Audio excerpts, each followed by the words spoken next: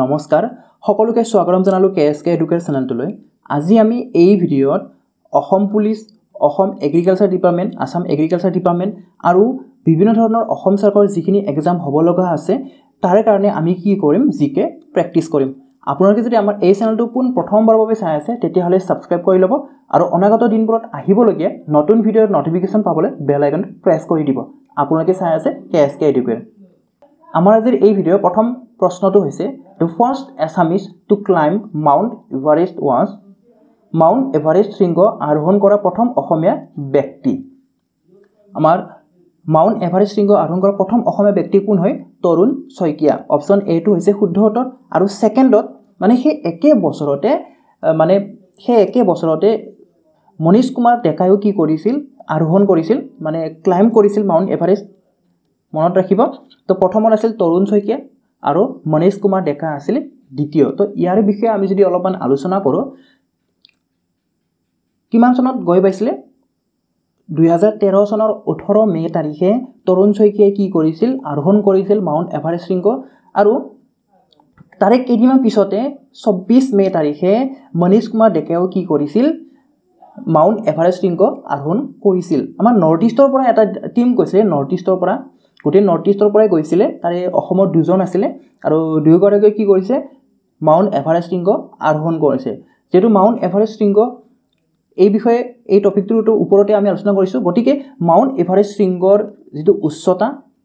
আগতে নেপালে ডিক্লেয়াৰ কৰিছিল বা 8848 মিটাৰ বুলি ডিক্লেয়াৰ কৰিছিল পিছত 2020 চনত মানে অৰ্থাৎ যোৱা বছৰতে ডিসেম্বৰ মাহত চাইনা আৰু নেপালে প্ৰথমতে আগতে 8848 মিটাৰ বুলি ঘোষণা কৰিছিল তাৰে পিছতে 2020 চনত কিন্তু যোৱা বছৰতে নেপাল আৰু চাইনা দুয়োখন দেশে কি কৰিছিল যুটীয়াভাৱে এটা মান ডিক্লেয়াৰ কৰিছে আৰু সেইটো হৈছে 8848.86 মিটাৰ তো প্ৰায় লগভগ আমি ক'ব পাৰিম 8849 মিটাৰ বুলি এইটো হৈছে নতুন মান এভাৰেষ্ট শৃংগৰ নতুন মান যোৱা বছৰে কি কৰিছে এই নেপাল আৰু চাইনা দুয়োখন দেশে যুটীয়াভাৱে এটো ডিক্লেয়াৰ কৰিছে তো ইয়াতে যদি আৰু এটা কোৱেশ্চন হ'ব পাৰে যে মাউণ্ট এভাৰেষ্ট বগুৱা আৰোহণ কৰা প্ৰথম ব্যক্তি কোন আছিল প্ৰথমবাৰ মানে প্ৰথমবাৰৰ বাবে কোনে মাউণ্ট এভাৰেষ্ট শৃংগ আৰোহণ কৰিছিল কোনে আৰোহণ কৰিছিল টেনজিং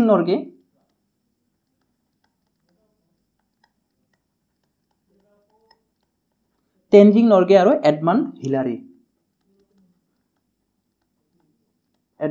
হিলাৰী এই দুগৰাকী ব্যক্তিয়ে বিশ্বৰ প্ৰথম বাৰৰ কাৰণে কি কৰিছিল মাউণ্ট এভাৰেষ্ট শৃংগ আৰোহণ কৰিছিল কিমান চনত আৰোহণ কৰিছিল 1953 চনত আৰোহণ কৰিছিল নেক্সট আছে আটাইতকৈ বেছি উত্তপ্ত গ্ৰহটোৰ নাম কি দা হটেষ্ট প্ল্যানেট ইজ আটাইতকৈ বেছি উত্তপ্ত গ্ৰহটোৰ নাম কি আমাৰ সূৰ্যৰ একেবাৰে ওচৰত আছে বুধ গ্ৰহ মাৰ্কিউৰি আছে কিন্তু এইটো কি নহয় এইটো আটাইতকৈ বেছি উত্তপ্ত গ্ৰহ নহয় কোনটো হয় শুক্ৰ গ্ৰহটোহে আটাইতকৈ বেছি উত্তপ্ত গ্ৰহ এনে চাওক যদি উষ্ণতাবিলাক আমি যদি চাওঁ তো মাৰ্কিউৰি কিমান থাকে আমাৰ 800 ডিগ্ৰী ফাৰেনহাইট থাকে তো উষ্ণতা সেলসিয়াছত যদি চাওঁ সেলসিয়াছত আমাৰ 430 ডিগ্ৰী সেলসিয়াছ থাকে দিনত আৰু শুক্ৰ গ্ৰহৰ কিমান থাকে 471 ডিগ্ৰী সেলসিয়াছ থাকে আৰু পৃথিৱীৰ 16 ডিগ্ৰী সেলসিয়াছ থাকে এতিয়া চাওক বাকিবিলাক কিন্তু কি আছে বাকিবিলাক আমাৰ নিগেটিভত থাকে গোটেইকেইটা নিগেটিভত আছে আপোনালোকে চাব পাৰে ইয়া গোটেইকেইটা নিগেটিভত আছে মাত্ৰ 3টা গ্ৰহহে কি থাকে পজিটিভত থাকে আৰু আটাইতকৈ বেছি কাৰ হয় শুক্ৰ গ্ৰহৰ হয় এতিয়া হৈছে 3 নম্বৰ কোৱেশ্চনটো লৈ অসমত কেইখন ৰাষ্ট্ৰীয় উদ্যান আছে how many national parks are there in Assam অসমত কেইখন ৰাষ্ট্ৰীয় উদ্যান আছে আগতে 5খন আছিল কিন্তু এই 2021 চনত আপডেট কৰা হৈছে দুখন বাঢ়িলে আৰু গতিকে কিমান হ'ল 7খন হ'ল এটা কি আছে অসমত ৰাষ্ট্ৰীয় উদ্যান কাজিৰঙা মানস ডিব্ৰু-চৈখোৱা নামেৰি ৰাজীৱ গান্ধী ওৰাং নেশনেল পাৰ্ক এইকেইটা হৈছিল আগৰ 5খন এতিয়া নতুনকৈ কি সংযোজন কৰা হৈছে দিহিং পাটকাই আৰু ৰেইমনা গতিকে টোটাল কিমান হ'ল 7খন হ'ল এতিয়া এই 7খন হোৱাৰ লগতে অসম মানে কিমান নম্বৰত আহিল 3 নম্বৰত আহিল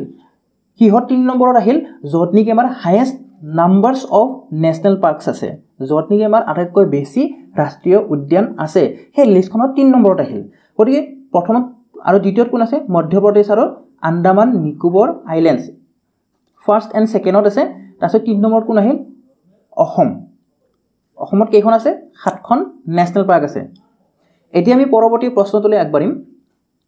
A nibble is equal to dash bits এতিয়া এই নিবল কি হয় নিবল হৈছে আমাৰ ডাটা বিলাকৰ কি হয় যেনেকৈ আমি KB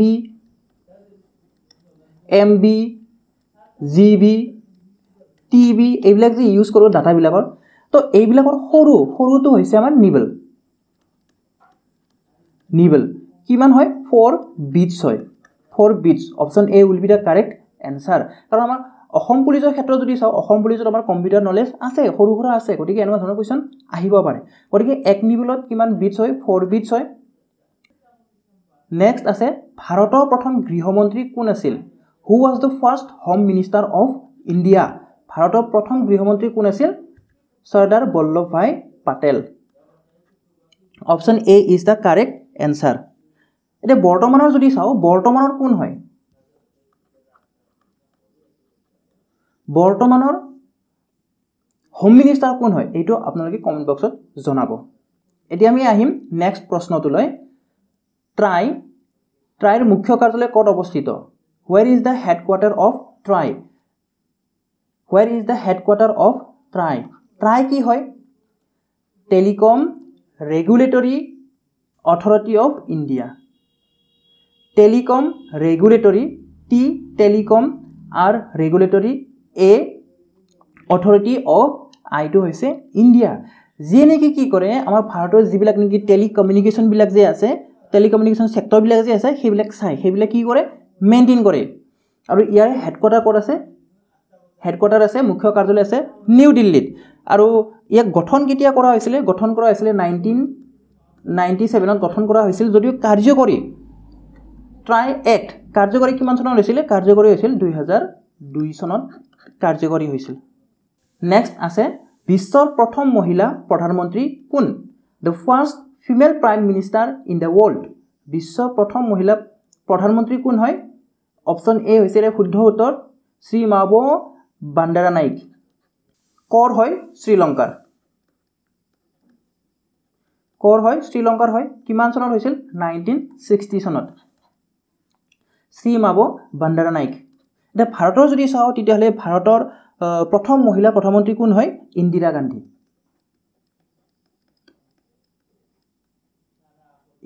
গান্ধী কিমান চনত হৈছিল 1966 চনত হৈছিল 1966 চনত মনত ৰাখিব বিশ্বৰ প্ৰথম মহিলা প্ৰধানমন্ত্ৰী কোন হয় শ্ৰী মাবো বান্দাৰানাইক আৰু ভাৰতৰ ক্ষেত্ৰত কোন হয় ইন্দিৰা প্ৰিয়াদৰ্শিনী গান্ধী কিমান চনত হৈছিল 1966 চনত এতিয়া আমি আহিম পৰৱৰ্তী প্ৰশ্নটোলৈ আন্তঃৰাষ্ট্ৰীয় শ্ৰমিক সংগঠনৰ মুখ্য কাৰ্যালয় ক'ত অৱস্থিত where is the headquarter of international labor organization ILO international labor organizationৰ মুখ্য কাৰ্যালয় হেডকোৱাৰ্টাৰ ক'ত অৱস্থিত হয় সুইজাৰলেণ্ডৰ জেনিভাত অৱস্থিত হয় এইটো ILO ইন্টাৰনেশ্যনেল লেবাৰ অৰ্গেনাইজেশ্যন ইয়াক কেতিয়া নেকি গঠন কৰা হৈছিল ইয়াক প্ৰথম বিশ্ব যুদ্ধৰ পিছতে গঠন কৰা হৈছিল 1919 চনত 1919 চনত ইয়াক গঠন কৰা হৈছিল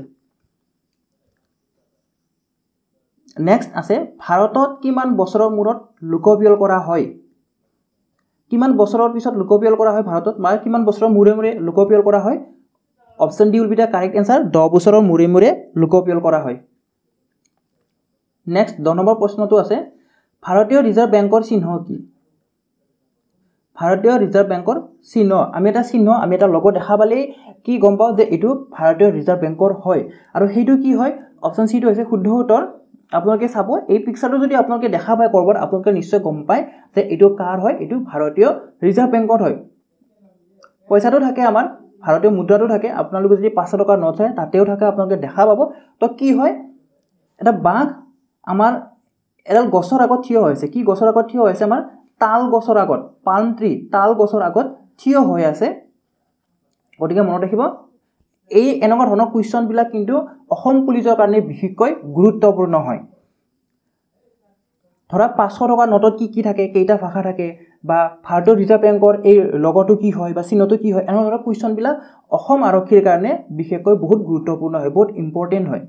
গতিকে মনত ৰাখিব কি হয় তাল গছৰ আগত কি আছে এটা বাঘ থিয় হৈ আছে গতিকে আমাৰ অপচন সিটো হ'ব royal Bengal tiger standing in front of a palm tree next আছে ভাৰতীয় মুদ্ৰাত কিমানটা ভাষা থাকে 17টা ভাষা থাকে অপচন বি টো হৈছে শুদ্ধ উত্তৰ আপোনালোকে যদি 500 টকীয়াটো চাই তেতিয়াহ'লে ইয়াতে চাওক এইখিনিত আমাৰ 15টা ভাষা আছে এইখিনিত কিমানটা ভাষা আছে এইখিনিত 15টা ভাষা আছে আপোনালোকে হিচাপ কৰি চাব পাৰে তাৰ পিছত ইংলিছত আছে আৰু ইয়া হিন্দীত আছে গতিকে টোটাল কিমানটা হ'ল 17টা হ'ল তাৰ বাহিৰে আপোনালোকে কোনবিলাক চাই থৈ দিব যে আমাৰ কি থাকে ইয়াতে কি আছে এটো কি আছে আমাৰ মহাত্মা গান্ধীৰ ফটোখন থাকে অশোক স্তম্ভ থাকে তাৰ পিছত এইটো কিহৰ পিকচাৰ হয় কি হয় এইটো আপোনালোকে কমেন্ট বক্সত জনাব 500 টকাৰ যিটো নেকি নোট সেই 500 টকাৰ নোটৰ পিছফালে আমাৰ কিহৰ ছবি থাকে সেইটো আপোনালোকে কমেন্ট বক্সত জনাব এতিয়া আমি আহিম 12 নম্বৰ প্ৰশ্নটোলৈ in which year India won first cricket world cup ভাৰতে কিমান চনত প্ৰথমবাৰ ক্ৰিকেট বিশ্বকাপ জয়ী হৈছিল কিমান চনত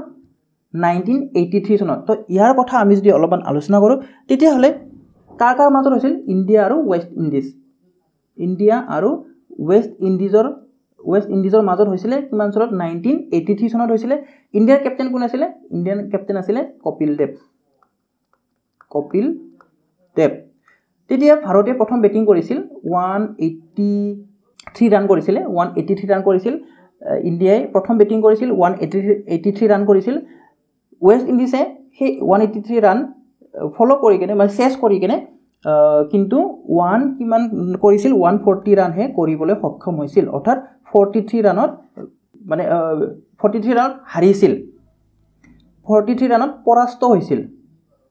হৈছিল কোনে ৱেষ্ট ইণ্ডিজে গতিকে ইয়াতে আমি এইটো এটা হিষ্টৰিক হয়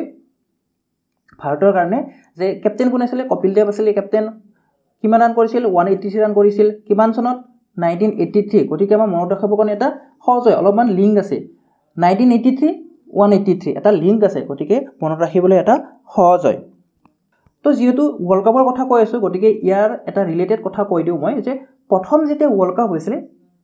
তেতিয়া কিন্তু ওভাৰ 60 ওভাৰ আছিল একদম প্ৰথমে 60 ওভাৰৰ খেলা হৈছিল এতিয়া কিমান হয় 50 ওভাৰ গতিকে প্ৰথমে 60 ওভাৰ আছিল আৰু প্ৰথম যেটো নেকি বিশ্বকাপ খেল হৈছিল ক'ত হৈছিল ইংলেণ্ডত হৈছিল কিমান চনত 1975 চনত হৈছিল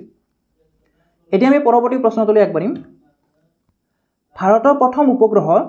আৰ্যভট্ট কিমান চনত উৎক্ষেপণ কৰা হৈছিল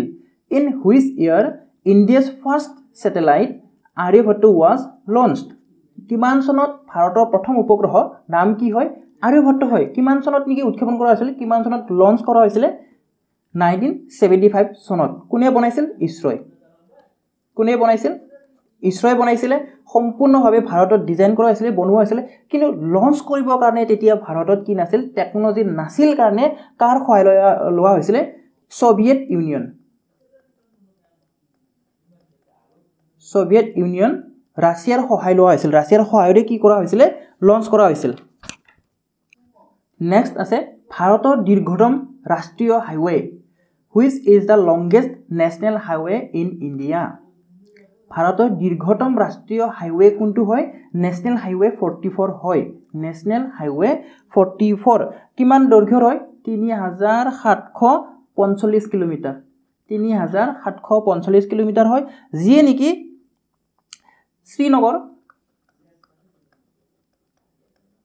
শ্ৰীনগৰৰ পৰা কন্যাকুমাৰীলৈকে কি কৰে যায় শ্ৰীনগৰৰ পৰা কৰ হয় কন্যাকুমাৰী এই দুটা মানে কি কৰে সংযুক্ত কৰে দৈৰ্ঘ্য কিমান হয় 3745 কিলোমিটাৰ হয় নেক্সট আছে ফৰেষ্ট মেন অফ ইণ্ডিয়া বুলি কোনজন ব্যক্তিক কোৱা হয় ফৰেষ্ট মেন অফ ইণ্ডিয়া আমাৰ অসমৰ কাৰণে খুবেই গুৰুত্বপূৰ্ণ হয় যিয়ে নেকি যিজন ব্যক্তিয়ে নেকি পদ্মশ্ৰী এৱাৰ্ডৰ দ্বাৰা কি হৈছিল সন্মানিত কৰা হৈছিল মানে যিজনক পদ্মশ্ৰী এৱাৰ্ড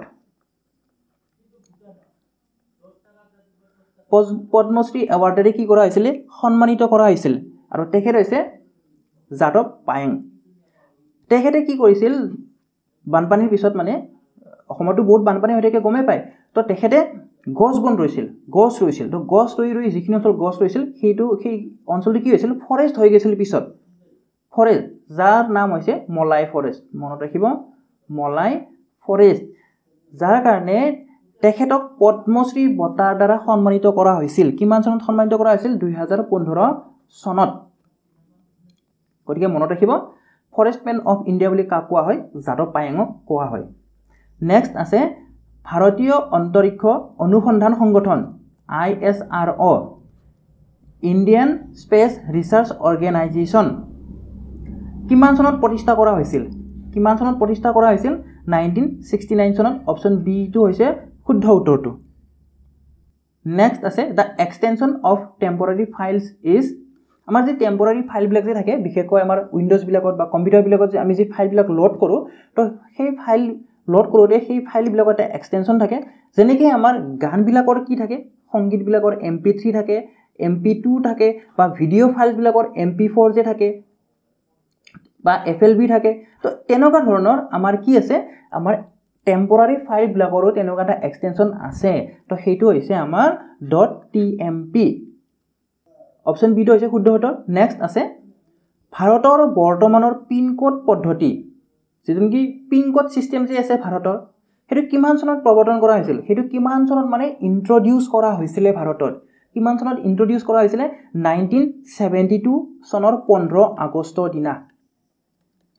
1972 চনৰ 15 আগষ্টৰ দিনাখনে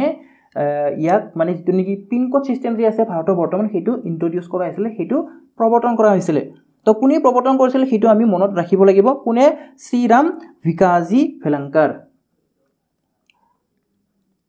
শ্ৰীৰাম ভিকাজি ভেলাংকাৰ শ্ৰীৰাম ভিকাজি ভেলাংকাৰে তেখেতে 1972 চনত কি কৰিছিল এই যে আমাৰ যে বৰ্তমানৰ যেটো পিন কোড সিস্টেম আছে সেই পিন কোড সিস্টেমটো ইন্ট্ৰোডিউস কৰিছিল আৰু এই যেটো মানে কি পিন কোড যে সিস্টেম হয় ভাৰতৰ কেইটা ডিজিট থাকে কেইটা অংক থাকে 6টা অংক থাকে 6টা অংক নেক্সট আছে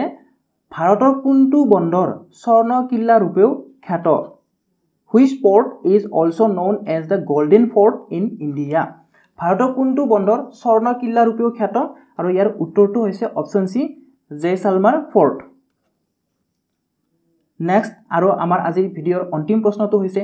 অসমত মাজুলীক কেতিয়া আনুষ্ঠানিকভাৱে জিলা হিচাপে ঘোষণা কৰা হৈছিল আনুষ্ঠানিকভাৱে মনত ৰাখিব আনুষ্ঠানিকভাৱে